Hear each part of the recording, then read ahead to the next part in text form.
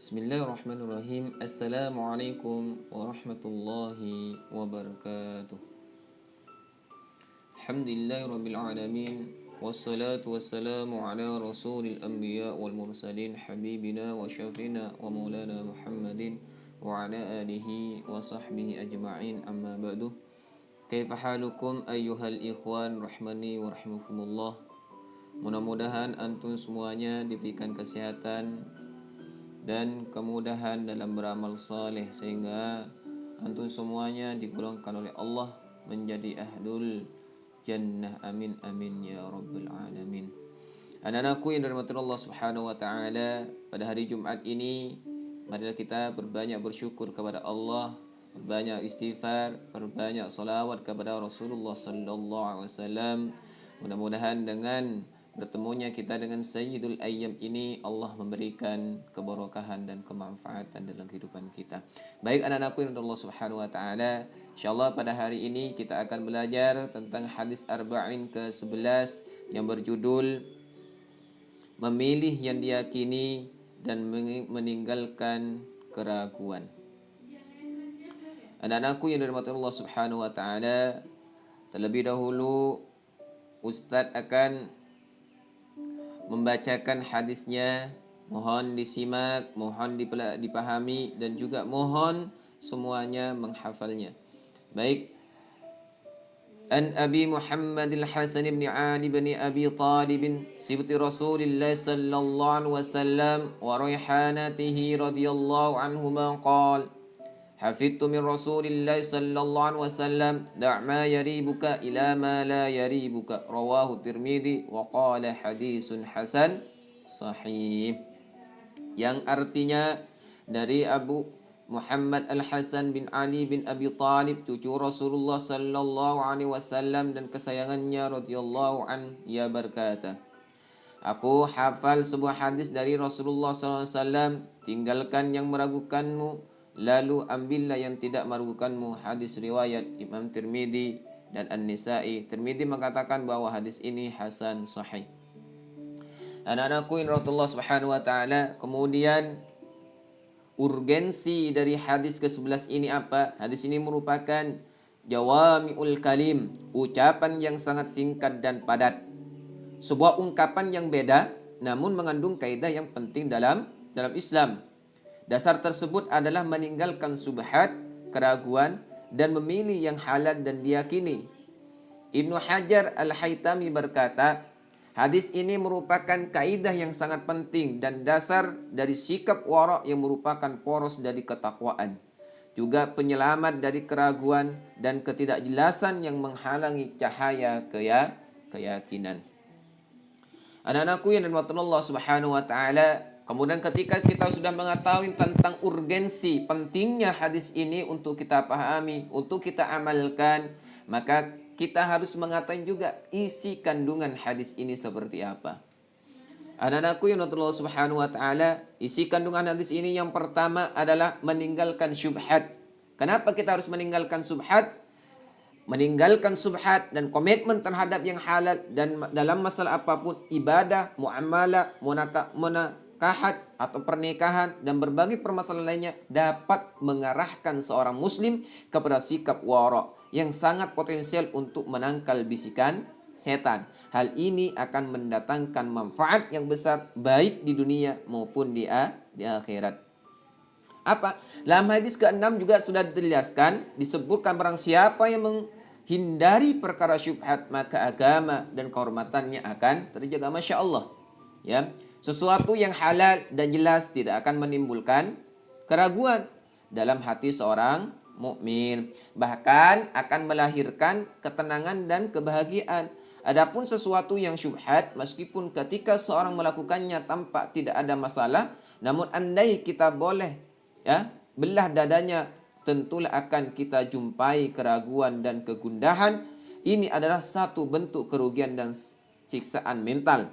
Kerugian itu akan semakin besar bila mana seseorang senantiasa melakukan sesuatu yang syubhat dan akhirnya terjerumus ke dalam lembah haram. Ingatlah bahwa orang yang mengembala di sisi pagar lama kelamaan akan melanggar pagar tersebut. Maka anak-anakku yang dirahmati Allah Subhanahu wa taala, alangkah baiknya kita meninggalkan hal-hal yang syubhat. Syubhat itu hal-hal yang meragukan, yang tidak meyakinkan kita. Kemudian yang kedua, ya, kandungan hadis yang kedua apa? Berbagai ucapan dan sikap salafus saleh, ya. Berkenaan dengan suatu yang meragukan, Abu Dzar Al-Ghifari radhiyallahu an berkata, kesempurnaan ketakwaan adalah meninggalkan beberapa hal yang halal karena takut hal itu haram. Abu Abdurrahman Al-Umari berkata, jika seorang memilih kewaraan, niscaya dia akan meninggalkan sesuatu yang diragukan dan mengerjakan sesuatu yang tidak meragukan. Anak-anakku yang dirahmati Allah Subhanahu wa taala, maka pentingnya kita mengikuti ulama-ulama dan sikap salafus saleh untuk menghindari hal-hal yang kurang bermanfaat dan yang meragukan dalam kehidupan kita. Kemudian yang ketiga apa? Jika keraguan berbenturan dengan keyakinan, apa yang kita harus lakukan? Dalam kondisi seperti ini, kita pilih yang yakin. Sebagaimana disebutkan dalam kaidah fikih. Al-yaqinu la yazulu bisyak. Keyakinan tidak bisa dihilangkan dengan keraguan. Sebagai contoh, nih, seorang berwudu lalu ragu-ragu apakah wudunya batal atau tidak, maka wudunya tetap dianggap sah. Kaidah ini juga didasari oleh hadis Nabi SAW.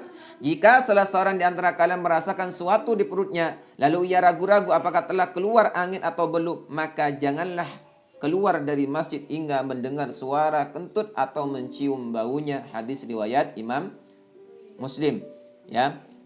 Ini kalau tentang memilih yang mana, ya, keraguan berbenturan dengan keyakinan, maka memilih dengan yang keyakinannya. Kemudian yang keempat, ya, kandungan hadis yang keempat adalah meninggalkan syubhat. Orang yang meninggalkan syubhat adalah orang yang telah istiqamah dalam melaksanakan yang halal dan meninggalkan semua yang haram. Logikanya ini, ya, logikanya bagaimana seorang mampu meninggalkan berbagai hal yang syubhat sementara ia masih bergelimang dengan perkara-perkara yang haram. Orang seperti ini seharusnya membenahi dirinya dengan terlebih dahulu meninggalkan berbagai hal yang haram. Karena itulah ketika Ibnu Umar radhiyallahu an ditanya oleh penduduk Irak perihal darah nyamuk, ia berkata, kalian bertanya kepadaku perihal darah nyamuk sementara kalian telah membunuh Husain, ya. Apa sikapnya Umar? Bahwasanya tinggalkan dulu hal-hal yang haram, ya, untuk meninggalkan hal-hal yang subhat, ya.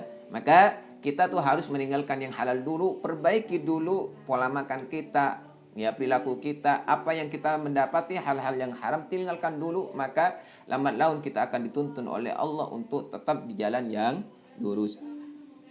Kemudian yang kelima, jujur adalah kedamaian. Ini jujur ini adalah kedamaian. Baik anak-anakku, ingat baik-baik bahwasanya kejujuran itu penting, ya.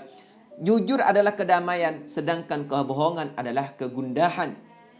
Imam Tirmidzi meriwayatkan bahwa Rasulullah sallallahu alaihi wasallam bersabda, sesungguhnya kejujuran adalah ketenangan dan kebohongan adalah kegundahan. Ya, merupakan isyarat untuk selalu jujur dalam segala hal, termasuk ketika menjawab satu pertanyaan atau memberi fatwa. Adapun tanda dari kejujuran adalah ketenangan hati, sedangkan tanda kebohongan adalah kegundahan yang menyebabkan hatinya tidak tenang. Kemudian yang keenam, anak-anakku yang Allah Subhanahu wa taala, isyarat berbagai hukum. Hadis ini merupakan isyarat agar kita menetapkan berbagai hukum dan menjalankan semua permasalahan dalam kehidupan atas dasar keyakinan dan bukan keraguan. Kemudian yang terakhir dari kandungan hadis ini apa? Sesuatu yang halal, ya, kebenaran dan kejujuran akan mendapatkan kedamaian dan keridhaan. Sedangkan sesuatu yang haram atau kebatilan dan dusta akan melahirkan rasa gundah dan kebencian dalam hati kita. Maka anak-anakku yang Allah Subhanahu wa taala, baiknya kita menghilangkan rasa keraguan. Kemudian setelah kita mengetahui tentang tadi sudah kita mengetahui tentang urgensi hadis ke-11, kemudian kita mengetahui tentang kandungan hadis ke-11 ini, maka apa yang kita bisa ambil dari hadis ini? Apa yang pelajaran apa yang kita perlu kita pahami dan perlu kita amalkan setiap hari, ya? Yang perlu kita pahami adalah agama Islam tidak menghendaki umatnya memiliki perasaan ragu dan bimbang. Itu yang diajarkan oleh Islam, ya. Islam itu tidak menghendaki, tidak menginginkan bahwasanya keraguan-raguan atau kebimbangan itu ada dalam diri, ya, dalam diri umat Islam. Kemudian yang kedua, jika Anda menginginkan ketenangan dan ketentraman, tinggalkanlah keraguan dan buang jauh-jauh. Terutama setelah selesai melaksanakan suatu ibadah sehingga engkau tidak merasa gelisah. Itulah anak-anakku yang Allah Subhanahu wa taala. Kemudian yang ketiga, Nabi SAW menyampaikan sesuatu dengan singkat namun begitu luas maknanya. Kata Syekh Muhammad bin Saleh Al-Utsaimin rahimahullah, seandainya seorang membuat penafsiran atau penjelasan mengenai hadis ini dalam satu jilid buku yang sangat tebal, niscaya kandungan dua kalimat ini akan melebihinya. Masya Allah. Betapa pentingnya hadis ini ketika kita mengamalkan hadis ini supaya meninggalkan hal-hal yang meragukan. Kemudian yang keempat, syariat Islam itu membawa kemudahan. Islam itu datang kepada datang di dunia ini, datang dengan diutusnya Nabi Muhammad SAW itu membawa kemudahan, tidak mempersulit umatnya. Kemudian hadis ini juga mengandung pelajaran agar kita diam terhadap perkara syubhat dan meninggalkannya. Diam bukan berarti kita melakukan, tapi diam kita harus meninggalkannya. Kalau sesuatu yang halal tentu akan mendatangkan ketenangan, sedangkan sesuatu yang syubhat mendatangkan keraguan-raguan.